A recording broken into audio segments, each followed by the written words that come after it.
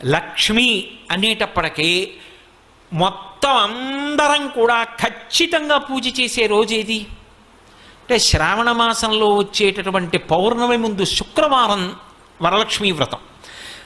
ఆ రోజు తిథితో సంబంధం లేదు, వారంతో సంబంధం. ఏ తిథి ఉంది, ద్వాదశి ఉందా, త్రయోదశి ఉందా, చతుర్దశి ఉందా, లేకపోతే ఏకాదశి ఉందా, పంచముందా, సప్తముందాతో సంబంధం లేదు. చివరికి వచ్చేస్తుంటుంది శుక్లపక్షం. పౌర్ణమి ముందు శుక్రవారం ఏమొస్తుందో ఆ శుక్రవారం నాడు వరలక్ష్మీ వ్రతం చేస్తారు. వరలక్ష్మీ వ్రతం చెయ్యడానికి అసలు ఈ వ్రతం ఉన్నది అని మొట్టమొదట లక్ష్మీదేవి ఎవరికి చెప్పింది? చారుమతికి చెప్పింది. తెల్లవారు లేస్తే మనం కథ చదువుతాం.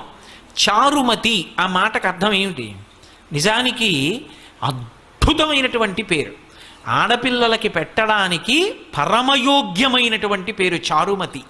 ఎంత చక్కటి పేరు! చారు అంటే సత్, మంచి